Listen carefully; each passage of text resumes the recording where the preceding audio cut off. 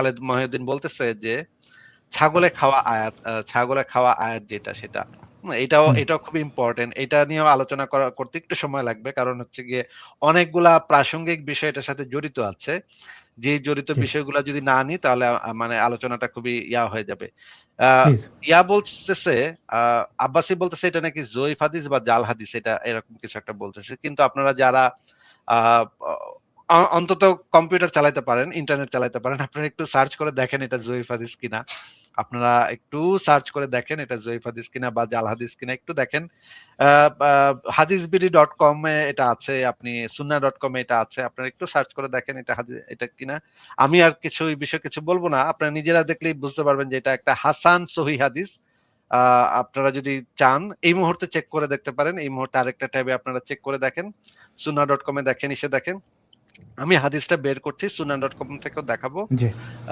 থেকেও এবং দেখাবো, কিন্তু হ্যাঁ বলেন। হাদিস বিডি এবং সুন্নাহ.com এর জন্য শুভকামনা, পরে আবার তারা লাল কালি দিয়ে এটা কেটে দেবে ওই জায়গাটা অতীতের মতো। হ্যাঁ, এরকমের ঘটনা অতীতে দেখা গেছে যে তারা লাল কালি দিয়ে আবার ঢেকে দেয়।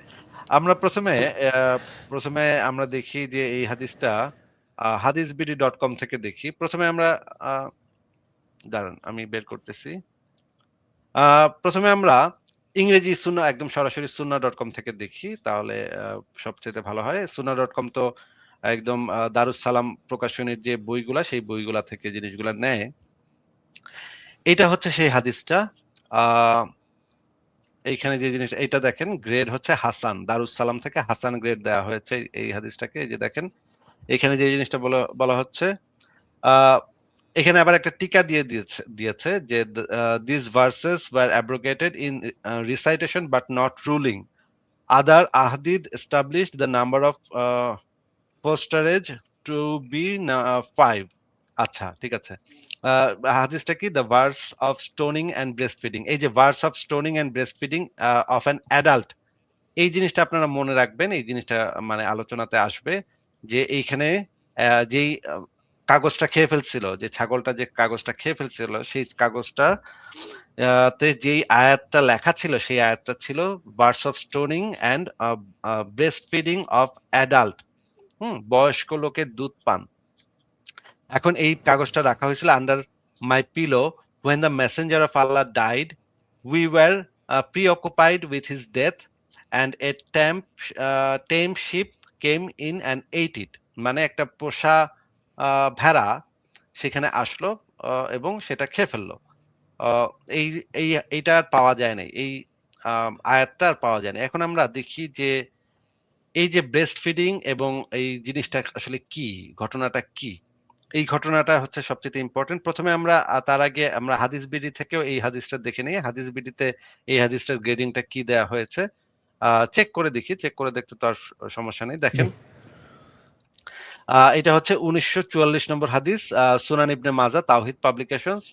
এখানে যে জিনিসটা বলা হচ্ছে, বয়স্ক লোকের দুধ পান করলে, আয়েশা থেকে বর্ণিত, তিনি বলেন রজম সম্পর্কিত আয়াত এবং বয়স্ক লোকের ১০ ঢোক দুধ পান সম্পর্কিত আয়াত নাজিল হয়েছিল, যা একটি সহিফায় লিখিত আমার খাটের নিচে সংরক্ষিত ছিল। যখন রাসূলুল্লাহ সাল্লাল্লাহু আলাইহি ওয়াসাল্লাম ইন্তেকাল করেন এবং আমরা তার ইন্তিকালে ব্যতিব্যস্ত হয়ে পড়লাম, তখন একটি ছাগল এসে তা খেয়ে ফেলে।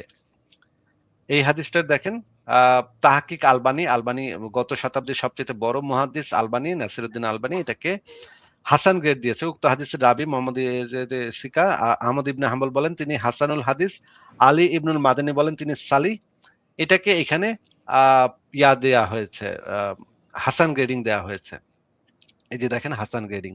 এখন আমরা তাহলে এই বিষয়টা কি, এই যে বয়স্ক লোকের দুধ পান এটা আবার কি জিনিস, এটা তো আমাদের সবারই একটু সন্দেহ হচ্ছে যে মানে এটা আবার কি জিনিস। বয়স্ক লোক দুধ খাইতেই পারে, তাতে এটা নিয়ে এত আয়াত টায়াতের কি আছে সেটা তো বোঝা যাচ্ছে না। এইটা হচ্ছে সবচেয়ে ইম্পর্টেন্ট বিষয় যে বয়স্ক লোকের দুধ পান বিষয়ে কোরআনে আয়াত নাজিল হয়েছিল। আমরা এই হাদিসটা আগে একটু পড়ি, দেখি এখানে কি বলা হচ্ছে। এটা হচ্ছে সহিহ মুসলিমের ৩৪৬৯ নম্বর হাদিস। আয়েশা থেকে বর্ণিত, তিনি বলেন সুহাইলের কন্যা সাহলা নবী সাল্লাল্লাহু আলাইহি সাল্লামের নিকট হাজির হয়ে বলল, ইয়া রাসূলুল্লাহ, আমার সাথে সালিমের দেখা সাক্ষাৎ করার কারণে আমি আবু হুযায়ফার মুখমণ্ডলে অসন্তুষ্টির আলামত দেখতে পাচ্ছি, অথচ সালিম হলো তার হালিফ, পোষ্যপুত্র। নবী সাল্লাল্লাহু আলাইহি সাল্লাম বলেন, তুমি তাকে দুধ পান করিয়ে দাও। তিনি বললেন, আমি কেমন করে তাকে দুধ পান করাবো, অথচ সে একজন বয়স্ক পুরুষ। এতে রাসূলুল্লাহ সাল্লাল্লাহু আলাইহি ওয়াসাল্লাম মুচকি হাসি দিলেন এবং বললেন, আমি জানি যে সে একজন বয়স্ক পুরুষ। আমর তার হাদিসে অতিরিক্ত বলেছেন, সালিম বদর যুদ্ধে অংশগ্রহণ করেছিলেন। আর ইবনু আবু উমরের বর্ণনায় রয়েছে যে রাসূলুল্লাহ সাল্লাল্লাহু আলাইহি ওয়াসাল্লাম হেসে দিলেন। মানে এই কথাটা বলার সময় রাসূলুল্লাহ মুচকি হাসি দিচ্ছিলেন যে একজন বয়স্ক লোক দুধ পান করবে, এটা আবার কেমন কথা জিজ্ঞেস করছিল একজন। সে আবার একটু মুচকি হাসি দিছিল। হ্যাঁ, মানে সে অ্যাপ্রুভ করছিল যে এই বয়স্ক লোককে দুধ পান আ করতে হবে। দুধ পান করায় তাকে, এই বিষয়টাই হচ্ছে যে মাহরাম এবং গায়রে মাহরাম। যে মনে করেন একজন নারী যদি বাসাতে থাকে, তার রুমে একজন গায়রে মাহরাম নিয়মিত আসা যাওয়া করে, ধরেন ড্রাইভার অথবা পোষ্যপুত্র অথবা এমন কোনো কাজের লোক, হুম। যেই লোক হচ্ছে ভিতরে আসা যাওয়া করে এবং সে প্রাপ্তবয়স্ক, ইসলামের বিধান হচ্ছে তাকে, সেই মহিলা যদি দুধ পান করায় দেয় তাহলে সে তার মাহরামে পরিণত হবে। দুধ পান করানোর মাধ্যমে মাহরামে পরিণত করা। এই বিষয়ে কোরআনে আয়াত নাজিল হয়েছিল, যেটা আমরা একটু আগে দেখলাম, আরো দেখবো আমরা, যে এই বিষয়ে কোরআনে সূরা ছিল, আয়াত ছিল। সেই আয়াতটা নাই হয়ে গেছে। কেন নাই হয়ে গেছে? কি, এটা আমরা বুঝবো এখান থেকে যে এটা কেন গাপিস করে দেওয়া হইলো, এটা কেন গায়েব করে দেওয়া হইলো। কারণ এটা ছিল খুবই অস্বস্তিকর। ইসলামিস্টদের জন্য খুবই অস্বস্তিকর একটা আয়াত। এই কারণে এটা ছাগলে খেয়ে গেছে। এইটা ছাগলে খেয়ে যাওয়ার, ছাগলে খেয়ে গেলেও কিন্তু আয়াতটা থাকার কথা। কোরআনে কিন্তু আয়াতটা থাকার কথা। এটা কিন্তু কোরআনে নাই। পরবর্তী সময়ে এই জিনিসটা, এই আয়াতটা কিন্তু রাখা হয় নাই। এটা খুবই মানে অস্বস্তিকর মানে একটা। আসিফ ভাই, যদি একটু বুঝি যে আল্লাহ একটা জিনিস নাজিল করছেন বান্দাদের জন্য, ছাগলের ক্ষমতা আল্লাহর চেয়ে বেশি, যে ছাগল খাইয়া ওটারে বা হজম করে ফেললো, মানে হজম এটা করে তো ফেলছে। হইতেই পারে না। এটা আসলে ছাগলে খাইছে নাকি কোন মানুষ এসে খায় ফেলছে, এটা নিয়ে আমার সন্দেহ আছে, যে মানুষ এসে ভাবছে যে এই হাদিস বা এই কোরআনের আয়াত যদি থাকে তাহলে তো খবর আছে, হ্যাঁ, তাহলে তো খুবই সমস্যা, এটা খুবই অস্বস্তিকর আয়াত। দেখেন, এই হাদিসটা নিয়ে মানে বিরাট, এই কোরআনের আয়াতটা নিয়ে বিরাট ঘাপলা হইছে, পরবর্তী সময়ে বিরাট ঘাপলা হয়েছে। আমরা একটু দেখি যে, আচ্ছা, আরেকটা জিনিস জানতে হবে যে এই যে দুধ, যে বয়স্ক লোকের দুধ যে পান, এটা পানটা কিভাবে কোন পদ্ধতিতে করবে? এই পদ্ধতিটা এখানে ইম্পোর্টেন্ট। কারণ হচ্ছে পদ্ধতি ২ টা হইতে পারে। একটা হইতেছে বাটিতে ঢেলে, আরেকটা যে পদ্ধতি সেটা আমি নাই বললাম। সেটা আপনারা বুঝে নেন, যারা অপ্রাপ্তবয়স্ক আছেন তারা শুনেন না। কিন্তু এখানে আরো টেকনিক্যাল সমস্যা দেখা দেয়, যে মনে করেন যেই মহিলার বাচ্চা হয় নাই, হুম? সেই মহিলার ওইখানে এটা আসবে কিভাবে, তাই না? এটা তো আসা সম্ভব না। তখন তো আ অনেক জোরে ইয়া করতে হবে, জিনিসটা চেষ্টা করতে হবে ওইটা বের করার। কিন্তু এটা তো আসবে না। ওইটা যদি, সে যদি মা না হয়, এটা তো একটা বায়োলজিক্যাল ব্যাপার, সাইকেলের ব্যাপার। বাচ্চা হইলে তখন এই জিনিসটা আসে। এমনি তো আসে না। তো এইখানে যেই প্রবলেমটা দেখা দিচ্ছে, দেখেন, আ পদ্ধতিটা কি? পদ্ধতিটা হচ্ছে, আমরা এই যে মুয়াত্তা মালিকের হাদিসটা আমরা যদি এখানে একটু দেখি, তাহলে দেখেন এখানে যে জিনিসটা, যে প্রবলেমটা দেখা দেয়, আ আমরা একটু মুয়াত্তা মালিকের হাদিসটা দেখি। আ কই গেল? এই যে দেখেন, মুয়াত্তা মালিকের হাদিসে যে জিনিসটা বলা আছে, দেখেন, আ নাফি হইতে বর্ণিত, সালিম ইবনু আব্দুল্লাহ হতে বর্ণনা করেছে। তিনি বলেন, যখন দুগ্ধপোষ্য ছিলেন তখন আয়েশা উম্মুল মুমিনিন তাহাকে পাঠাইলেন তার ভগ্নী উম্মে কুলসুম বিনতে আবি বকরের নিকট গিয়া বলিয়া দিলেন, ইহাকে সালিমকে ১০ বার দুধ চোষাইয়া দিন, যেন সে আমার নিকট প্রবেশ করতে পারে। সালিম বলেন, উম্মে কুলসুম আমাকে ৩ বার দুধ চোষাইয়াছেন। এখানে কিন্তু পরিষ্কারভাবে চোষানোর কথা বলা। এখানে কিন্তু বাটিতে ঢেলে বা গ্লাসে ঢেলে কিন্তু খাওয়ার কথা বলা নাই। এখানে কিন্তু সরাসরি, এবং ইংরেজি ভার্সন যেটা, সেটা সেখানেও সাকলিং বলা আছে। মানে মুখ লাগিয়ে আ চুষে খাওয়ার কথা বলা আছে। এটা তো একটা বিব্রতকর মানে বর্ণনা, তাই না? ইসলামে যদি এরকমের পদ্ধতি থাকে, গায়রে মাহরামকে মাহরামে দেখা সাক্ষাৎ হইলে তখন এইটা করাইতে হবে, মানে আ এটা তো আসলে কোনো মেয়েই এটা করতে পারবে না, তাই না? এটা তো মানে তাহলে তো ইসলাম তো এই জায়গায় শেষ হয়ে যেত। ইসলাম যদি এইটা যদি থাকতো, এই আয়াতটা যদি কোরআনে থাকতো এবং এইটার প্রসিডিউর টাও যদি হাদিসের ভিতরে পরিষ্কারভাবে থাকে, তাহলে তো ইসলামের মানে উম কবর তো ওইখানেই রচনা হয়ে যাইত। কিন্তু ওই আরব অঞ্চলের ওই সময়, আসাদ ভাই, আপনার কথা শোনা যাচ্ছে না। আপনি মিউট করে বলতেছেন। আসিফ ভাই একটা উদাহরণ দেই, যেমন এখনো ইসলামের যে জিনিসটা রয়ে গেছিল হালালা বা এই হিল্লা বিয়া, এগুলো নিয়ে এখন পোস্ট হলে মানুষ কিন্তু হাসাহাসি করে, মুসলমানরা হাসাহাসি করে, বলে অশ্লীল। মানে নিজের বউরে তালাক দিলাম, আরেকজনের কাছে তার সাথে যৌনকর্ম করায় আবার ফেরত নিতে হবে। মানে এরকম উদাহরণ তো ইসলামে ছিল, আছে। মানে এটা আছে, একটু ডেঞ্জারাস। কিন্তু এই যে এখানে একটা জিনিস বলে দেয়া ভালো, কারণ হচ্ছে যে এই হিল্লা বিবাহ যেটা, হিল্লা বিবাহটা কিন্তু মোহাম্মদ নিষেধ করে দিচ্ছে, হিল্লা করা যাবে না, এদেরকে পাঠা হিসেবে আখ্যায়িত করছে মোহাম্মদ, যে ভাড়া করা হুম পাঠা। কিন্তু হুম। প্রসিডিউরটা কিন্তু একই, প্রসিডিউরটা কিন্তু এটাই, আপনি যেটা বলছেন প্রসিডিউর জি। সেম। কোরআনের হুম। কোরআনের আয়াত এটা, প্রসিডিউর এক, কিন্তু আপনি ভাড়া করে একজনকে আনতে পারবেন না। সে যদি স্বেচ্ছায় মধু আহরণের পরে, হাদিসের ভাষায় যেটা আছে, মধু আহরণের পরে, স্বাদ গ্রহণের পরে যদি সে স্বেচ্ছায় তালাক দেয়, তখন আপনি আবার তাকে ফেরত আনতে পারবেন। কিন্তু সেটাই। জি। ভাড়া করে আনার যে সিস্টেমটা হুজুরা চালু করছে, এটা কিন্তু মোহাম্মদ তাদেরকে ভাড়া করা পাঠা হিসেবে আখ্যায়িত করছে, এটা কিন্তু মানে নিষিদ্ধ। চুক্তিভিত্তিক করা যাবে না যে তুমি আসো 2 দিন রাখো দিয়ে দাও আমার বউরে, এটা হবে না। এটা করা সে যাবে না। তালাক দিলে পরে নিতে করতে পারবে। পারবে, স্বাদ গ্রহণ করতে হবে। স্বাদ গ্রহণটা জি। মোহাম্মদ একদম স্পেসিফিকলি বলে দিয়েছে, স্বাদ গ্রহণ করতে হবে। স্বাদ জি, গ্রহণ ওইটাই করা ভাই, ছাড়া যে হবে না। যৌনকর্ম করার পরে সে যদি ছেড়ে দেয় তাহলে আপনি আপনার বউ ফেরত পাবেন, নইলে তো গেছে। আল্লাহ। হ্যাঁ, নাইলে তো গেছে। তো দেখেন এখানে এই হাদিসে কিন্তু একদম পরিষ্কারভাবে আছে চোশাইয়া, এবং আমরা যদি ইয়াটাও দেখি, সরাসরিও দেখি, দেখেন এখানেও কিন্তু আ সব জায়গাতে কিন্তু ইংরেজি অনুবাদেও কিন্তু একদম চোশাইয়া জিনিসটা খুব, সাকলিং এই জিনিসটা খুব সুন্দরভাবে বলা আছে যে চোশাইয়া খাওয়াইতে হবে। এখন এটা যদি থাকে তাহলে তো এটা একটা বিরাট প্রবলেম। তাইলে কি করতে হবে?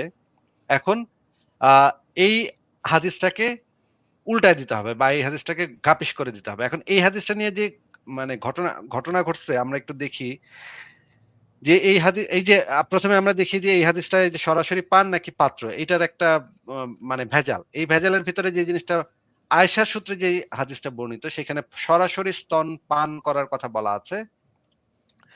এটা হচ্ছে বিশুদ্ধতম সূত্র, আয়েশার আমল থেকে এটা সরাসরি স্তনপান বা চুষে খাওয়ার কথা ইঙ্গিত করা হয়। এবং এবং ওই যে মোহাম্মদের যে মুচকি হাসি, মুচকি হাসিটাও কিন্তু খুব পরিষ্কার। যে মোহাম্মদ একটা মুচকি হাসি দিছিল যে একজন বয়স্ক লোক দুধ পান করবে। মোহাম্মদ মুচকি হাসি দিয়ে বলছে হ্যাঁ, করবে।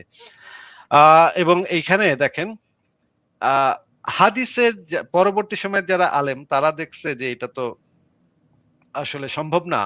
তখন তারা একটা পদ্ধতি বের করছে যে আ পাত্রে ঢেলা খাওয়ানো যাবে। পাত্রে ঢেলেও খাওয়ানো যাবে, কোনো সমস্যা নাই। কিন্তু এই পাত্রে ঢেলে খাওয়ানোর ব্যাপারের যে মানে বর্ণনাটা, সেটা আসছে ওয়াকিদি থেকে। সমস্যা হচ্ছে ওয়াকিদি ছাড়া আর কোনো বর্ণনাকারী এটার পেছনে নাই। ওয়াকিদির বর্ণনাতে সমস্যা হচ্ছে, ওয়াকিদিকে কিন্তু ইসলামের বড়, বড় যারা আলেম আছে তারা কিন্তু সবাই ওয়াকিদিকে বর্জন করছে। মিথ্যাবাদী বলে বর্জন করে দিছে। হুম। এখন ওয়াকিদিকে যদি সবাই বর্জন করে দিয়ে থাকে, তাহলে কিন্তু এইটাও বর্জন করতে হবে সাথে, যে পাত্রে ঢেলে খাওয়ানোর যে ব্যাপারটা, সেটাও তার সাথে চলে যাবে। পাত্রে ঢেলে খাওয়ানোর ব্যাপারটা যদি চলে যায়, তাহলে কিন্তু সরাসরি খাওয়ানো ছাড়া আর কোনো উপায় থাকে না। ওই হাদিস অনুসারে, যেটা আয়েশার বিশুদ্ধতম সূত্র থেকে বর্ণিত, চুষাইয়া খাওয়ানো। এইটা হচ্ছে প্রবলেম। ওয়াকিদি হচ্ছে এখানে একটা প্রবলেম। এবং আরো যে প্রবলেমটা হয় সেটা হচ্ছে যে যারা বন্ধ্যা নারী, তাদের তো এটা সম্ভব না। তাদের তো এখানে আসবে না। তাহলে কিভাবে এটা করা হবে? এখন দেখেন ইংরেজি অনুবাদটা আমরা একটু দেখি। ইংরেজি অনুবাদটাতে দেখেন, the book of suckling, breast feeding and adult. এখানে দেখেন আ পরিষ্কারভাবে বলা আছে। দেখেন আল্লাহ মানে নবী বলছে, কি বলছে? একদম চুষাইয়া খাইতে বলছে। একদম চুষাইতে বলছে। হ্যাঁ? এবং মুয়াত্তা মালিকের হাদিসে এটা স্পষ্ট। এখন এই এবং পরের হাদিসটা তো এই জিনিসটা আছে। আ দেখেন, কোরআনে যাহা অবতীর্ণ হইয়াছিল তাহাতে ১০ বার দুধ চোষার কথা নির্ধারিত ছিল। যাহা হারাম করিবে তা তারপর উহা রহিত হইয়া যায় নির্ধারিত ৫ বার দুগ্ধ চোষার দ্বারা। মানে ১ম এ ১০ বার চোষা ছিল, পরে এটা হয়ে ৫ বার চোষা হইছে। সেই সূরাটা নাজিল হইছে। এখন ইসলামের যে বিধান সেটা হচ্ছে যে নাসেখ এবং কোরআনের আয়াতকে নাসেখ মানসুখ করতে হইলে এর থেকে বেটার কোরআনের আয়াত লাগে। যেমন ধরেন এই কোরআনের আয়াতে যেটা বলা আছে, সূরা বাকারার ১০৬ নম্বর আয়াতে, আমি কোন আয়াতের হুকুম রহিত করলে কিংবা আয়াতকে বিস্তৃত করিয়ে দিলে তদপেক্ষা উত্তম অথবা তদানুরূপ আয়াত আনয়ন করি।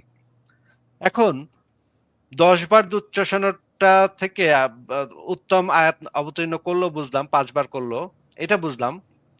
৫ বারটাকে রহিত করল কোন আয়াত দিয়ে? সেইটা তো আমরা কোরআনে খুঁজে পাচ্ছি না, তাই না? তাহলে এখানে তো একটা বিরাট ঘাপলা দেখাই যাচ্ছে যে এইখানে এই যে দুধ চোষার যে মানে আয়াতটা সেটা নিয়ে একটা বিরাট ঘাপলা দেখাই যাচ্ছে। এখানেও দেখা যাচ্ছে। তা এখন আবার আমরা সেই হাদিসটাতে ফেরত যাই, যেই হাদিসটা ওই যে হাসান যে হাদিসটা সুনান ইবনে মাজাহ বয়স্ক লোকের দুধ পান। দেখেন এখন আবার এই হাদিসটা পড়লে আপনি কিন্তু অনেক কিছু বুঝতে পারবেন। সবাই দর্শকরা অনেক কিছু বুঝতে পারবে। দেখেন আয়েশা থেকে বর্ণিত তিনি বলেন রজম সম্পর্কিত আয়াত এবং বয়স্ক লোকের দুধ ১০ ঢোক দুধ পান সম্পর্কিত আয়াত মানে কোরআনের আয়াত নাজিল হয়েছিল যা একটি সহিফায় আমার খাটের নিচে সংরক্ষিত ছিল। তখন রাসূলুল্লাহ সাল্লাল্লাহু আলাইহি ওয়াসাল্লাম ইন্তেকাল করেন এবং আমরা তার ইন্তেকালে ব্যতিব্যস্ত হয়ে পড়লাম এবং একটি ছাগল এসে তা খেয়ে ফেলল। এখন আমরা আ সহিহ মুসলিমের একটা হাদিস পড়ব দেখেন। আ কই গেল?